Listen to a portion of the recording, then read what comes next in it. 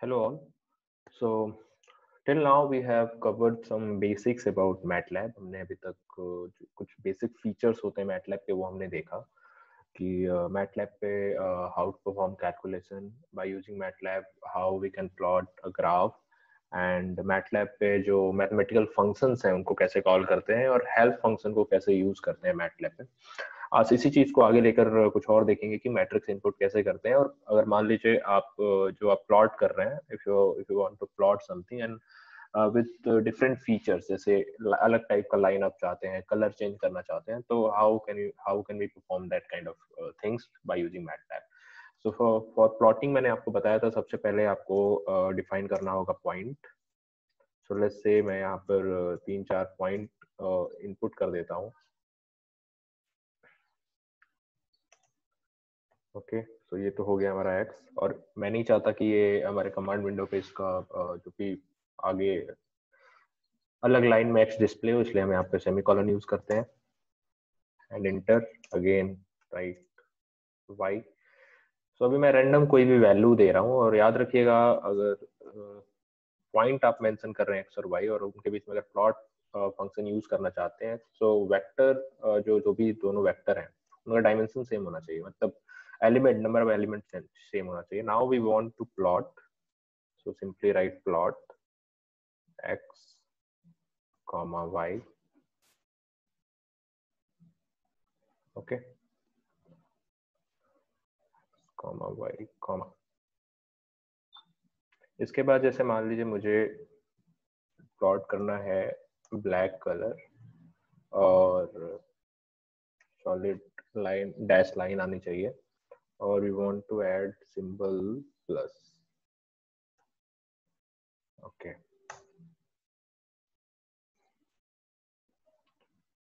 तो ऐसा करने के बाद मुझे एक प्लॉट मिलता है और जिसको मैं स्क्रीन शेयर के थ्रू आपको दिखा सकता हूँ। This is the plot. तो यहाँ पर आप देख सकते हो ब्लू लाइन आ रही है, और जहां जहां पॉइंट है, if you can focus point number 1, point number 2, वहां पे प्लस साइन आ रहा है। तो ये प्लस साइन क्यों आ रहा है और ये कलर ब्लू क्यों आ रहा है? क्योंकि हमने अपने जो हमने प्रोग्राम लिखा था उसमें स्पेसिफाई करा था कि which kind of feature we want.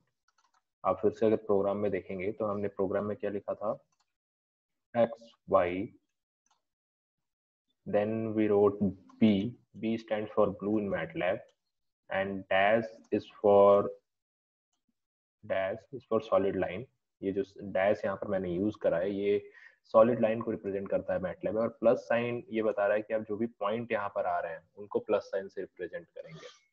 अब ये चीजें कहाँ से आपको पता चलेगी, कौन कौन से कलर यूज कर सकते हैं मैटलैब प्लॉट में, जो लाइंस हैं, डिफरेंट काइंड ऑफ लाइंस कैसे ऐड कर सकते हैं, और ये प्लस ओ या फिर कोई अल्फाबेट अगर मान लो आप ऐड करना चाहते हो अलग अलग पॉइंट वो कैसे ऐड कर सकते हैं। तो ये था उसका example. And if you go through your shared PDF, तो वहां पर आपको टेबल नंबर 2.3 में ये सारे कुछ फीचर्स मिल जाएंगे कि अलग अलग कलर का कोड क्या यूज करते हैं इन मैटलैब, और डिफरेंट काइंड ऑफ लाइंस के लिए कौन से लाइन स्टाइल के लिए क्या है मैटलैब पे notation, and for marker also you can use different kind of features.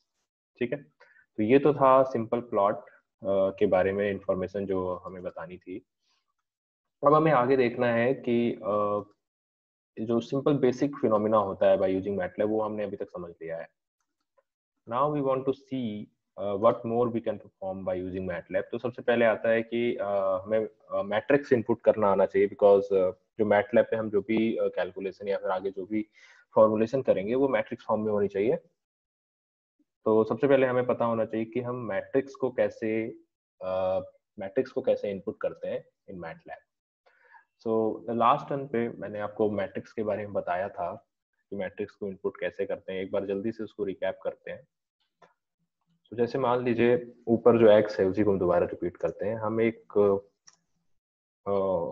One single row का मैट्रिक्स लिखना चाहते हैं, तो सिंपल बड़ा ब्रैकेट यूज करेंगे, 1 2 3 4 5 whatever you want to write, just close this bracket and hit enter. तो आप देख रहे हो यहाँ पर कमांड विंडो में आपको एक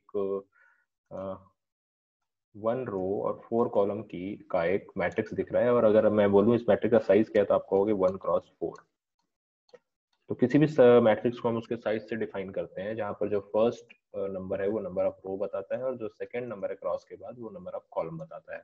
तो अगर आपसे बोला जाए n क्रॉस m की मैट्रिक्स, तो आपको समझ में आ जाना चाहिए कि n cross m means matrix में n नंबर ऑफ रोज है और m नंबर ऑफ कॉलम्स है। ये तो हमने सिंपल देख लिया कि how to write a matrix in MATLAB, and this matrix is of size of 1 cross 4, जहाँ पे एक रो है और चार कॉलम है। अब हमें देखना है कि अगर हमें किसी journal n cross m size का अगर कोई मैट्रिक्स लिखना है तो वो कैसे लिखेंगे, ये भी मैं आपको बता चुका हूँ, पर फिर भी रिपीट करते हैं। मैंने आपसे बोला था अगर आपको मैट्रिक्स फॉर्मुलेशन में रो चेंज करना है तो आप सेमीकोलन यूज करते हैं, मतलब 1 2, ये फर्स्ट रो हो गया। मान लो अगर सेकंड रो में जाना चाहते हो तो यहाँ पे सेमीकोलन लगा दो। अब जो भी एलिमेंट आप लिखोगे वो सेमीकोलन के बाद से सेकंड रो में चला जाएगा। सेकंड रो में मान लीजिए ये, और मान लो मुझे बनाना है 2 क्रॉस 3 की मैट्रिक्स बनानी है, तो हम यहीं पर इसको क्लोज कर देंगे। ओके, अभी हमारे पास एक 2 क्रॉस 2 की मैट्रिक्स आ गई, आप देख सकते हैं। 2 क्रॉस 3, 2 क्रॉस 3 का मतलब क्या, नंबर ऑफ रोज 2 है और नंबर ऑफ कॉलम 3 है। ओके, तो ये तो बड़ा ही बेसिक चीज हमने देखा कि कैसे मैट्रिक्स को एक तरीके से लिखते हैं इन मैटलैब। अब हमें देखना है कि मैट्रिक्स तो हमने इनपुट कर लिया, ठीक है। अब मैट्रिक्स के अंदर कुछ ऑपरेशंस होते हैं जो सिंपल ऑपरेशंस होते हैं, जैसे ट्रांसपोज कैसे लेना है या फिर रो वेक्टर को कॉलम वेक्टर में कैसे चेंज करना है। ये सारी चीजें अब आगे हमें देखनी है, तो वो हम देखते हैं।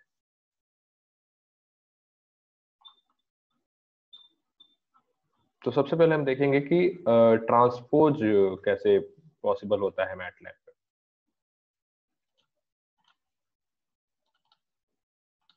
तो जैसे ऊपर आपने x लिखा है, मान लीजिए हम एक नया वेरिएबल y ढूंढना चाहते हैं and y is equal to x transpose. तो ट्रांसपोज लिखने के लिए आप ऐसे जो ऊपर जो कॉमा लगाते हैं वो यूज करेंगे आप, mark for finding out the transpose of any matrix, hit enter. देखिए आपको नया ट्रांसपोज मैट्रिक्स दिख रहा है यहाँ पे। ओके, तो ये सारी चीजें मैं स्टेप बाय स्टेप आपके पीडीएफ जो बुक है उसी के अकॉर्डिंग बता रहा हूँ। जो पीडीएफ मैंने शेयर करा है बेसिक मैटलैब का, इंट्रोडक्शन टू मैटलैब, उसी के अकॉर्डिंग चल रहा है। तो देखिए पहले हमारे पास एक मैट्रिक्स था जो कि x था, जो ऊपर आपको डिस्प्ले हो रहा है। उसके बाद हमने उसका ट्रांसपोज लिया तो हमें y मिला। तो हमने अभी तक सीखा कि मैट्रिक्स को कैसे इनपुट करेंगे, मैट्रिक्स का ट्रांसपोज कैसे लेंगे। अब ऐसे धीरे धीरे करके हम आगे बढ़ते चलेंगे और कौन कौन से basic operation which we can perform by using MATLAB. और मैटलैब में अभी, जैसे अभी तो आपने बड़ा बेसिक चीज देखा है कि इनपुट कैसे करते हैं। मैटलैब में कुछ और भी फंक्शन और फीचर्स हैं जिनका बहुत ही ज्यादा एप्लीकेशन होता है मैथमेटिकल कैलकुलेशन में या फिर प्रोग्राम राइटिंग में। तो उसमें एक ऑपरेटर आता है जिसको हम जिसको हम कॉलन से रिप्रेजेंट करते हैं, और कॉलन का बहुत ही इंपॉर्टेंट रोल होता है। तो हम देखते हैं कि कॉलन कैसे यूज करते हैं मैटलैब पे। ओके, तो जैसे हमारे पास x और y दो यहाँ पे मैट्रिक्स हैं, तो यहाँ पे मैं कुछ लिखता हूँ 1, ये देखिए मैंने यहाँ पर कुछ लिखा सिंपल था। पहले यहाँ पर ध्यान दीजिए, x ब्रैकेट में 1:3, और हमें आउटपुट क्या मिला 142। अब हम जरा ऊपर जाके देखते हैं ये 142 बेसिकली है क्या। So initially we have defined the value of x, और वैल्यू ऑफ x क्या था, ये था, ये जो आपको मैट्रिक्स यहाँ पर दिखाई दे रहा है x। अगर आप ध्यान से देखें वीडियो में, so you can see here I am going to use red colour. तो ये आपका x मैट्रिक्स था, ध्यान से देखिए। ओके, नाउ अभी जो कमांड विंडो पे, ये तो एक्स मैट्रिक्स था, इसको थोड़ा सा ध्यान से देख लीजिए। ये एक्स मैट्रिक्स है, इसमें पहला वाला रो 1 2 3 है, उसके बाद दूसरा वाला 4 5 6 है, ठीक है।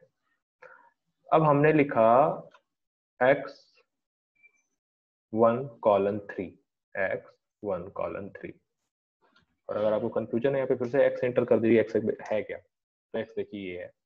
और आपको लिखना था x1:3, तो आपको आउटपुट क्या मिला 142, 142। तो जो कॉलन ऑपरेटर होता है, वो एक तरीके से प्रोसीडिंग ऑपरेटर होता है मैटलैब में। इसको कैसे समझ सकते हैं, यहाँ पे ध्यान से देखिएगा। आपने मैटलैब से पूछा कि मुझे एक इंफॉर्मेशन चाहिए जिसको आपने यहाँ रिप्रेजेंट करा है एक्स ब्रैकेट में 1 कॉलन 3 से। कॉलन ऑपरेटर जहाँ पे भी आप यूज करते हैं ऐसे सिंपल, अगर सिंगल कॉलन 2 डिजिट के बीच में अगर यूज करते हैं तो मैटलैब समझेगा कि आप 1 से स्टार्ट करना चाहते हैं चलना और फाइनली आप 3 तक पहुंचना चाहते हैं, and you are going to take step, numeric step. तो 1 से चलकर 3 तक कैसे पहुंचेंगे, पहले 1 पे चलेंगे, फिर 2 पे चलेंगे, फिर 3 पे चलेंगे। ठीक है, ये मतलब हुआ। अब मैटलैब ये पाथ को कैसे फॉलो करेगा, तो मैटलैब के अकॉर्डिंग जो एक्स है वो क्या है, वो एक मैट्रिक्स है, और आपने बोला मैट्रिक्स में आपको 1 से 3 तक जाना है। अब मैट्रिक्स कैसे डिफाइन होती है, मैट्रिक्स अपने एलिमेंट से डिफाइन होती है। तो मैटलैब क्या समझता है, फर्स्ट जो पहले सबसे पहले नंबर आता है वो रो को रिप्रेजेंट करता है, ऑल यू नो, वो रो को रिप्रेजेंट करता है। तो x1 मतलब पहला रो पे आ गया, ये फर्स्ट रो। ठीक है, तो फर्स्ट रो का जो एलिमेंट आएगा इसमें यहाँ पर फर्स्ट रो का जो भी एलिमेंट है यहाँ रख दिया। अब आप कह रहे हो कि भैया 1 से 3 तक चलो, मतलब 1 2 3, तो दूसरा रो कौन सा है, 4, तो इसने यहाँ पे 4 लिख दिया। लेकिन अभी रुकने को नहीं बोला है, आपने कहा है कि तीसरे एलिमेंट तक चाहिए। अब x में, अब आप जो भी इंफॉर्मेशन मांग रहे हैं that is inside x। Okay, तो 1 2 3 जो भी एलिमेंट है वो x के इनसाइड ही है। अब आपने बोला 3 तक जाना है, तब आगे तो कोई रो है ही नहीं। आगे जब रो नहीं है कोई तो ये कहाँ चला आएगा, आपका जो भी कमांड है वो यहाँ चला आएगा। और आपका तीसरा एलिमेंट क्या है, 3, तो आपका आउटपुट क्या मिल गया, 2। तो आपको समझ में आ रहा होगा कि जो सेमी कॉलन है, सेमी कॉलन जो है एक तरीके से प्रोग्रेसिव ऑपरेटर है जिसका हम यूज मैटलैब में बहुत ही ज्यादा करने वाले हैं आगे। अगर आप कहीं भी मैटलैब अगर आगे कंटिन्यू पढ़ोगे तो कॉलन का बहुत ही ज्यादा यूज होता है मैटलैब में। Okay,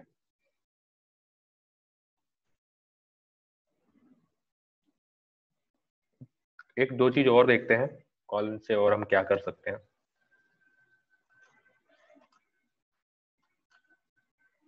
x,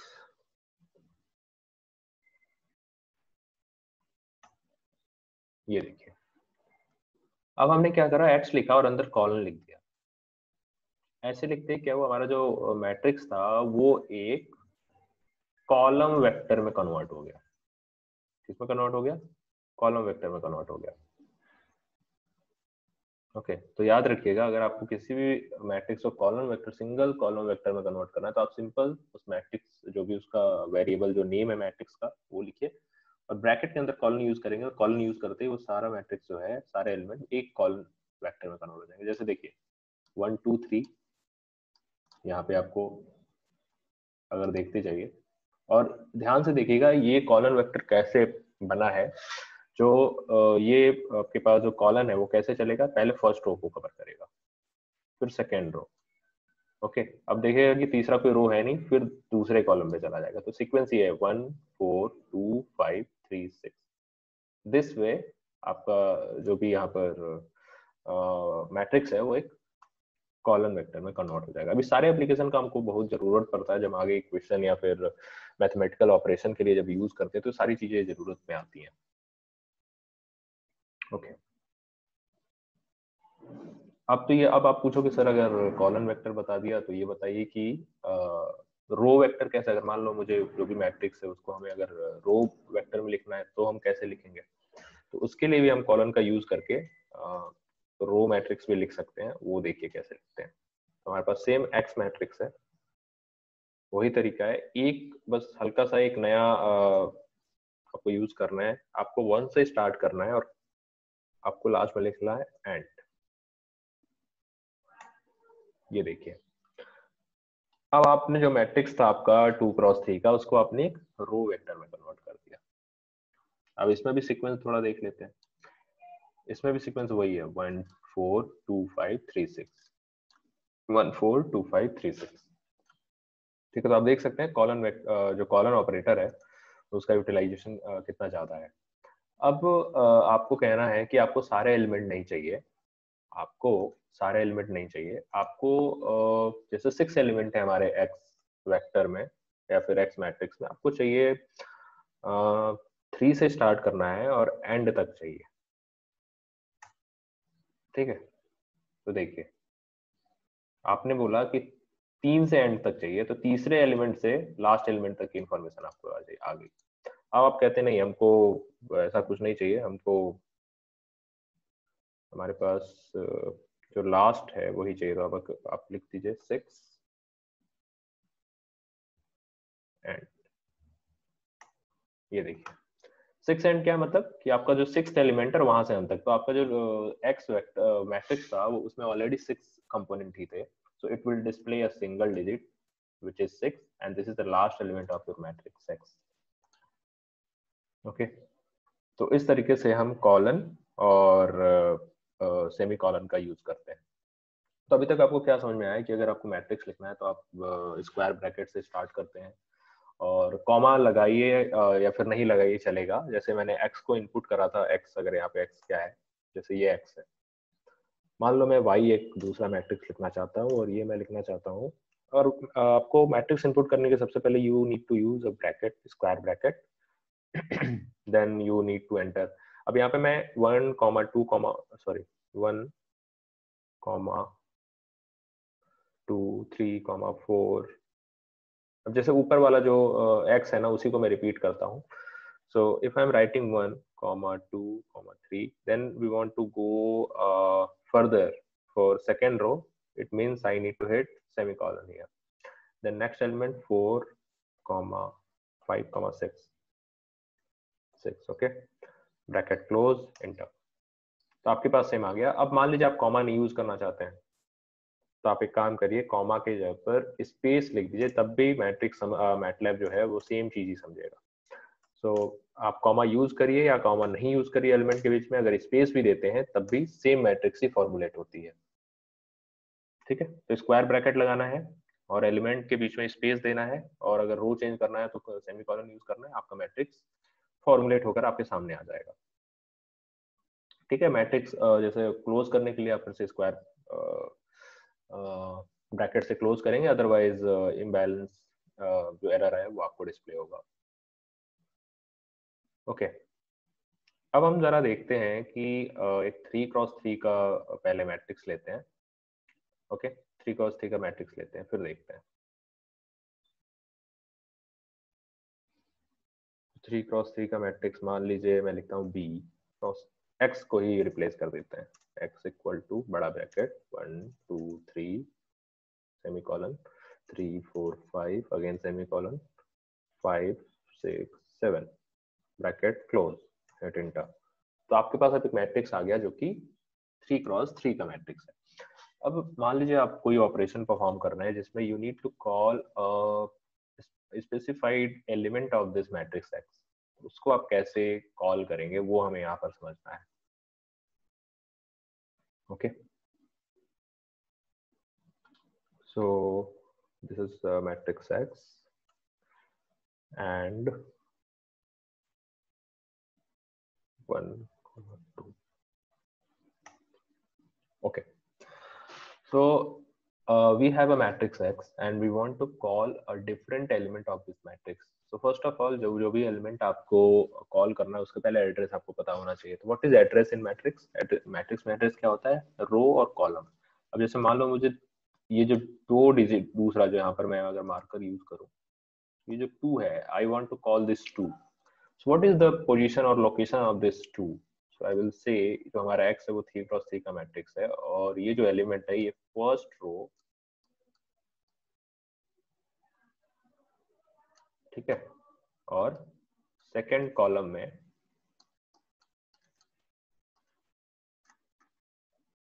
first row second column में ये हमारे पास जो 2 है उसका पोजीशन है first row second column. So in matrix we know that position is represented by 1 x bracket में 1, 2। तो x ब्रैकेट में 1, 2 का मतलब क्या हुआ? आप इस दो जो एलिमेंट है 2 उसके बारे में बात कर रहे हो। सो इस सेम वे में अगर आपको मैटलैब में अगर वो एलिमेंट को कॉल करना है तो you need to write same thing here. हमने क्या लिखा? x 1, 2। Again, if I want to call the last element of first row, so what will be the address of that element? X first row, और last element कौन सा होगा? Third column का। देखिए 3 आ गया हमारे पास। तो इस तरीके से आप अपने मैट्रिक्स के किसी भी एलिमेंट को उसका एड्रेस लिख के कॉल कर सकते हैं मैटलैब। ठीक है, तो आई होप ये चीजें क्लियर होंगी, काफी आसान चीजें हैं। अब इसके बाद एक चीज और आता है जिसको हम मैट्रिक्स इंडेक्सिंग कहते हैं। ओके, अब मैट्रिक्स इंडेक्सिंग क्या होती है कि मान लीजिए आपका कोई एलिमेंट है, ठीक है, और उस एलिमेंट की वैल्यू आप चेंज करना चाहते हैं, you want to change the value of that element, तो वहां पर हम इंडेक्सिंग यूज करेंगे। फॉर एन एग्जांपल, अब जैसे मैंने जो बताया आपको कि जब हम ऑपरेशन परफॉर्म करेंगे तो आपको समझ में आ जाएगा।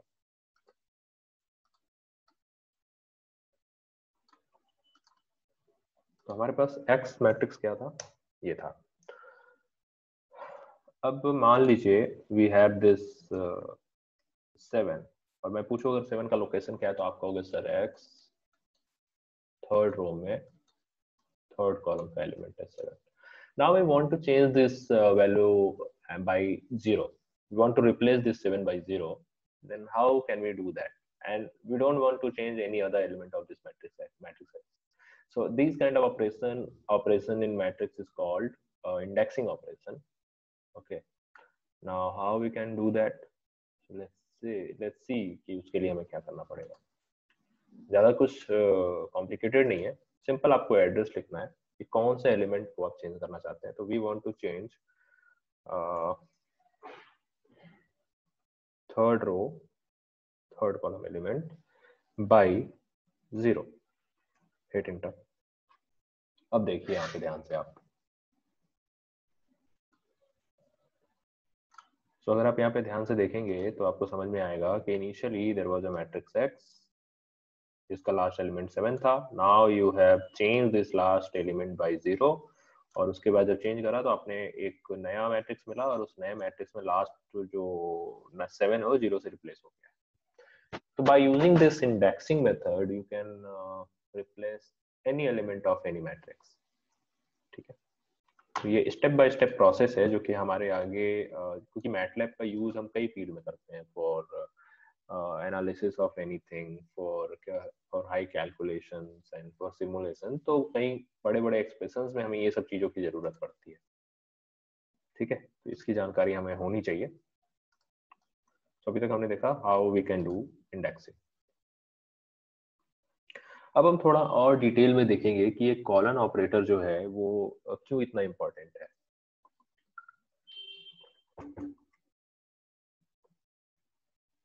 और कॉलन वेक्टर से हमारा कुछ वर्क कितना और इजी हो जाता है वो हम थोड़ा सा देखेंगे।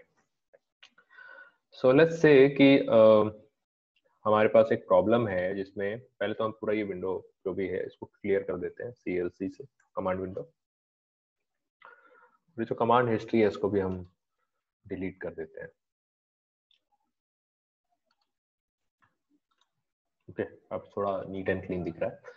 Now we want, let's say कि मुझे 1 से 10 तक, 1 से 10 तक या फिर 1 से 100 तक नंबर इनपुट करने हैं। मान लो कोई आपने कोई प्रोग्राम लिखा जिसमें इनपुट आपको चाहिए 1 से 100 तक टेस्ट करने के लिए, इस प्रोग्राम को टेस्ट करने के लिए आपको 1 से 100 तक का इनपुट चाहिए। मतलब 1 से स्टार्ट करना है और 100 तक का न्यूमेरिक वैल्यू आपको एंटर करनी है। तो उसका तो एक तरीका है कि आप लिखते रहिए 1 2 3 4 5 6 7 8 till 100, but it will take time और काफी एक तरीके से टीडियस काम भी होगा, आपसे एरर भी हो सकता है। But by using this colon operator हम सिंपल एक लाइन से वो ऑपरेशन परफॉर्म कर सकते हैं। देखिए कैसे। तो लेट्स से हमको 1 से 100 तक का के बीच में जितने न्यूमेरिक जो भी इंटीजर है, इंटीजर वैल्यूज हमें चाहिए। तो हम स्टार्ट करते हैं, हमें 1 से स्टार्ट करना है। ठीक है, एक एक स्टेप आगे बढ़ना है और 100 तक पहुंचना है। ये देखिए, आपने बस एक सिंपल सा कमांड लिखा और आपके पास 1 to 100 सारी वैल्यूज आ गई। तो ये कॉलन ऑपरेटर जो है ये बहुत ही इंपॉर्टेंट टूल है। देखिए आपने किया क्या, सबसे पहले यहाँ पर समझिए x equal to 1 colon 1 colon 100 है। इस कॉलन का मतलब समझिएगा, 1 कॉलन 1 का मतलब क्या है कि we want to start a series from 1 and we want to increase every element by 1, और कहां तक इंक्रीज करना चाहते हैं? Till 100. It means this command will work like this. पहले भी 1 लिखेगा, फिर आपका कमांड को पढ़ेगा, तो आपके कमांड पे जब पढ़ेगा तो it will find that you want to increase this value 1 by 1, तो इसमें 1 ऐड कर देगा, और जैसे ही ऐड 1 करेगा तो सेकंड एलिमेंट 2 आ जाएगा. फिर ये कमांड पे जाएगा, फिर ये कमांड देखेगा तो कह रहा है कि अब again increase this value by 1, सो 3. और कब तक ये चलता रहेगा फिनोमिना? टिल 100. जैसे ही 100 पे पहुंचेंगे तो देखेंगे कि हमें 100 तक की काउंट जो भी इंटीजर है उसको राइट डाउन करना था. So it will end, the command will end, and you will see all output here. So इस तरीके से कॉलन जो ऑपरेटर है वो बहुत ही इंपॉर्टेंट ऑपरेटर है, और इस जो मैं चीजें बता रहा हूँ, all these things are mentioned in your introductory PDF file. ठीक है. इसी तरीके से एक और फंक्शन है, उसके बारे में भी हम देख लेते हैं. वो भी कॉलन जैसा ही यूज होता है, बहुत ज्यादा उसका यूज तो नहीं होता, but we should know about that. So let's see what is that new operator.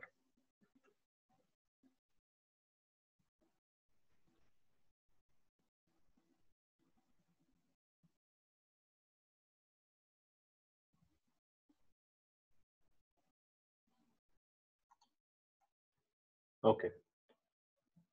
सो अभी हमें देखना है एक दूसरा जो हमारे पास फंक्शन है जिसको हम लाइन स्पेस कहते हैं. ये भी बहुत ही इंपॉर्टेंट टूल है हमारे पास, और इसका भी मैटलैब में आगे काफी ज्यादा यूज होता है, बहुत ही हैंडी होता है ये हमारे कुछ कॉम्प्लिकेटेड ऑपरेशंस के लिए. सो मान लीजिए आपके पास आप यू वांट टू हैव, जैसे कई जगह जब हम बहुत से न्यूमेरिकल्स करते हैं या फिर मैथमेटिकल कैलकुलेशन करते हैं, तो हमें करना क्या होता है, जैसे 1 to 10 तक आपके पास कोई इनपुट है, और you want to divide this 1 to 10 into 100 equal parts. आपके पास 1 से 10 तक नंबर है, और आप चाहते हैं कि इनके बीच में 100 इक्वल पार्ट्स के न्यूमेरिकल आंसर्स आपके पास आ जाए. तो वो कैसे कर सकते हैं? तो सिंपल तरीका है कि आप जैसे 1 to 10 है, तो टोटल नंबर ऑफ जितने डिजिट हैं और उनको आप 100 से डिवाइड कर दीजिए, तो आपको एक मिनिमम जो उसका फ्रैक्शन है वो आपको पता चल जाएगा. तो फॉर एन एग्जांपल अगर उसको इस तरह आप करेंगे तो काफी कॉम्प्लिकेटेड हो जाएगा, but by using MATLAB how we can perform that. तो उसके लिए हमको मान लीजिए लिखना है x, और आपको इसके लिए जो फंक्शन यूज करना है उसका नाम होता है line space. Line space. Now इसके अंदर आपको लिखना है 1.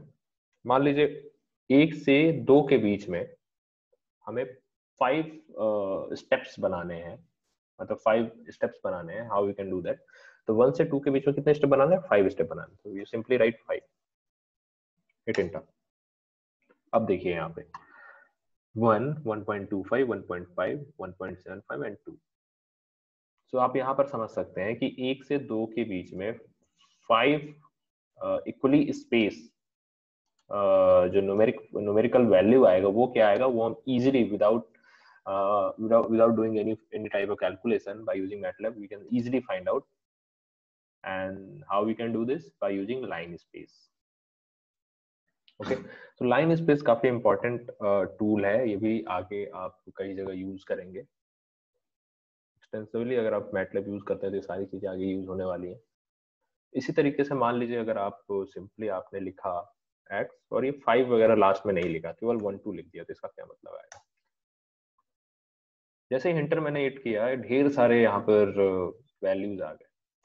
सो बाय डिफॉल्ट लाइन स्पेस में अगर आप केवल 2 न्यूमेरिक वैल्यू लिखते हो 1, 2, तो लाइन स्पेस एक ऐसा फंक्शन है मैटलैब में जो किसी भी 2 न्यूमेरिक वैल्यू के बीच में, किसी भी 2 न्यूमेरिक वैल्यू के बीच में 100 डिवीजन, 100 इक्वल डिवीजन को फॉर्मुलेट कर देता है, इंक्लूडिंग दिस 2 डिजिट. तो नीचे जैसे ही आपने लाइन स्पेस 1, 2 लिखा, 1 से 2 के बीच में 100 इक्वली स्पेस्ड न्यूमेरिक वैल्यू क्या होंगी वो यहाँ पर अपने आप आगे आपके सामने. ठीक है. तो ये पावर है इस लाइन स्पेस टूल का. तो हमें मुझे लग रहा होगा कि आपको समझ में आ गया होगा कि why this line space is so important. Okay, अब जैसे फिर से एक चीज और हम करते हैं, by using this linspace x equal to linspace 1 to 1000 numbers हैं, ठीक है, और आप इनको 20 इक्वल डिवीजन में डिवाइड करना चाहते हो। अब ये तो थोड़ा सा डिफिकल्ट हो गया, आपको डिवाइड करना पड़ेगा 1000 को 20 से, फिर आप ऐड करते लिखते जाइए 20 नंबर लिखेंगे। तो उससे अच्छा है आप मैटलैब पे सिंपल ये कमांड लिखिए और देखिए आपके पास आउटपुट आ जाएगा। ठीक है, यहाँ पे थोड़ा सा ये 10 की पावर में वैल्यूज आ गई हैं, वेट इसको हम थोड़ा सा सही करते हैं। CLC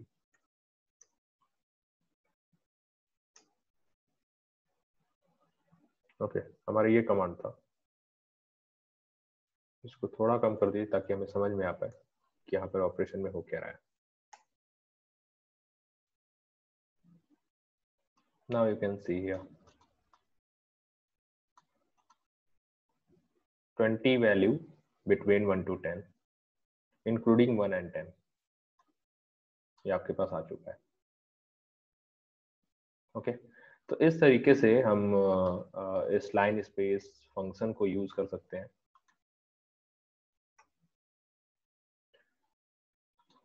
सो आज हमने देखा कि पहले तो देखा कि मैट्रिक्स कैसे इनपुट करते हैं, प्लॉट में lines, different kind of lines कैसे यूज कर सकते हैं, कलर कैसे यूज कर सकते हैं, एंड देन मार्कर कैसे यूज करते हैं in plotting. Then we learn that matrix कैसे इनपुट करेंगे, और colon operator, semicolon operator के बारे में हमने देखा।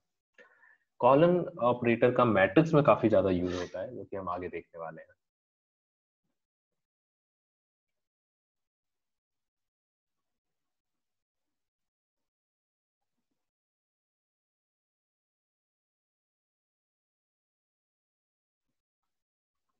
ओके, अब कुछ और एक्सपेरिमेंट है जो हम मैटलैब आपको करके कॉलन का जो एप्लीकेशन है वो बताएंगे। तो सबसे पहले देखते हैं एक्स वाला मैट्रिक्स जो हमने सेव करता है वो सेव है कि नहीं। नहीं है। चलो, तो पहले सबसे पहले हम एक्स एक मैट्रिक्स लिखते हैं, X equal to, and this will be 2x3 matrix simplicity के लिए। ओके, अब यहाँ पे कुछ मैं कॉलन जो ऑपरेटर है, कॉलन ऑपरेटर का यूज करके कुछ कमांड दूंगा और आप देखते जाइए कॉलन ऑपरेटर से हम चीजें कितनी आसान हो जाती हैं और क्या क्या चीजें हम कर सकते हैं। so let's say x,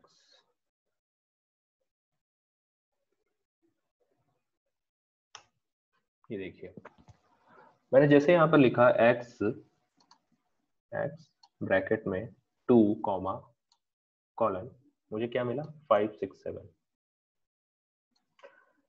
So by using colon operator, we can easily call any row of specified matrix. अब देखिए अगर मुझे चाहिए केवल फर्स्ट रो मुझे कॉल करना है एक्स मैट्रिक्स का, तो देखिए मैं क्या करूंगा, यहाँ पर जाऊंगा, लिखूंगा x 1 कॉमा, सारे चीज चाहिए तो यहाँ पे कॉलन लिख दीजिए। देखिए जो पहला रो है उसके सारे एलिमेंट आपके पास आ गए। Okay, so this is the way you can use this colon operator. Okay, अब ये जो कॉलन वेक्टर था, सॉरी जो कॉलन ऑपरेटर है, इसके यूज से हम इजीली सब मैट्रिक्स भी फॉर्मुलेट कर सकते हैं। तो देखिए हम कैसे इस जो x हमारे पास मैट्रिक्स है इसका सब मैट्रिक्स कैसे लिख सकते हैं by using colon operator. x matrix है and we want to formulate,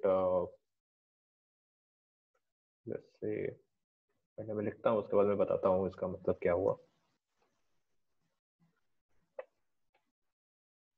okay, तो देखिए मैं जो हमारे पास इनिशियली जो एक्स मैट्रिक्स है इसका मैंने एक सब मैट्रिक्स बनाया, और लेट्स से मैं सब मैट्रिक्स में केवल ये एलिमेंट चाहता हूँ, मतलब सेकंड कॉलम और थर्ड कॉलम के एलिमेंट चाहता हूँ, रो दोनों चाहिए मुझे। तो for that we will use a colon, और इस कॉलन का मतलब क्या हुआ देखो, मैट्रिक्स में अगर आप कहीं पे भी एक्स ब्रैकेट में जो सबसे पहला जो पार्ट लिखते हो वो हमेशा रो को सिग्निफाई करता है, और कॉमा के बाद जो दूसरा जो भी आप पार्ट लिखते हो वो कॉलम को स्पेसिफाई करता है। ये आप ध्यान रखिएगा। तो यहाँ पर सबसे पहले कॉमा के लेफ्ट साइड में जो चीज लिखा है वो हमें रो को स्पेसिफाई करेगा हमारे कमांड में। तो here we have written colon only, तो इट विल से, और कॉलन कौन सा ऑपरेटर होता है मैंने बताया था, प्रोग्रेसिव ऑपरेटर होता है। इट मींस ये 1 से स्टार्ट जितने आपके नंबर ऑफ रोज है सबको फॉलो करेगा। प्रोग्रेसिव अगर एक कॉलन आप यूज कर दिए अगर रो के जगह पर, तो it means it will follow all रोज।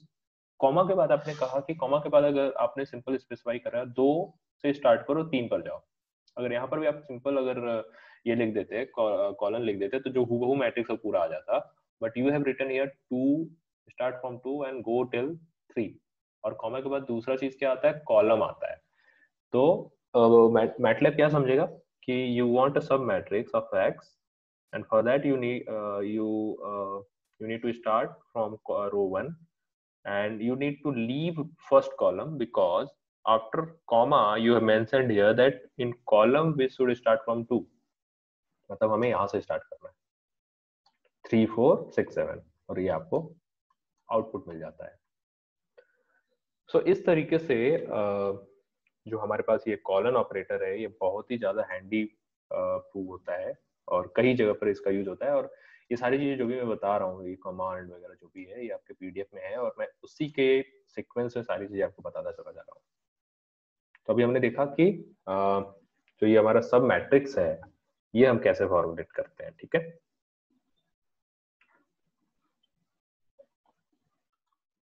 सो आज के लेक्चर के लिए इतना ही, और अगले ट्यूटोरियल में मैं इस मैट्रिक्स के बारे में और भी जानकारियां जो है वो अपलोड करूंगा। Okay, thank you.